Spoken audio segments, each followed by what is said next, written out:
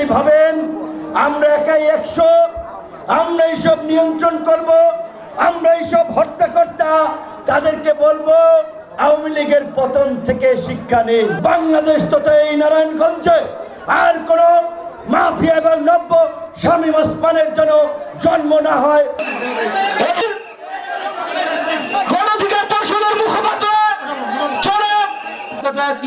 জন্য বিনীতভাবে অনুরোধ করা হচ্ছে, যারা মহানগরের নেতৃবৃন্দ সকলে যারা উপস্থিত হয়েছেন সকলকে লড়াকু ছাত্র জনতা আগামীতে এই দেশে কোনো প্রতিবাদ তৈরি হতে দেবে না।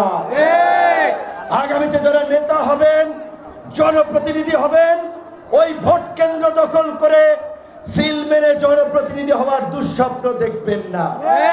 জনগণ যাকে সমর্থন করবে, জনগণ যাদের পেছনে থাকবে, তারাই নেতা হবে, জনপ্রতিনিধি হবে, দেশ শাসন করবে। এখন আমাদের কাজ হচ্ছে এই জনগণকে সচেতন করা, এই জনগণকে ঐক্যবদ্ধ করা এবং পরিবর্তনের জন্য গণ অধিকার পরিষদের বার্তাকে জনগণের সামনে নিয়ে যাওয়া। কিন্তু কোন দল যদি ভাবেন আমরা একাই 100, আমরা এইসব নিয়ন্ত্রণ করব, আমরা এইসব হত্যাকর্তা, তাদেরকে বলবো আওয়ামী লীগের পতন থেকে শিক্ষা নিন।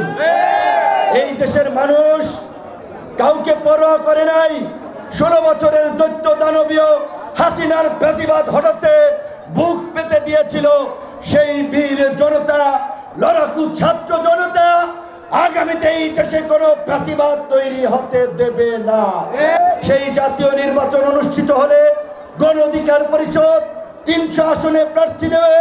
মানুষের বিকল্প এবং নতুন নেতৃত্বের আশা আকাঙ্ক্ষা পূরণে প্রত্যেকটি আসনে আমাদের নেতা কর্মীদের এখন থেকেই আমরা প্রস্তুতি গ্রহণের আহ্বান জানাই। 5ই আগস্ট হাসিনার পতনের জন্য, ফ্যাসিবাদের পতনে এই জুলাইয়ে যে জাতীয় ঐক্য এবং সংহতি প্রতিষ্ঠিত হয়েছিল, আগামীর বাংলাদেশ বিনির্মাণ করার জন্য, জন আকাঙ্ক্ষার বাস্তবায়ন করার জন্য আমাদের সেই জাতীয় ঐক্য এবং সংহতি বজায় রাখতে হবে।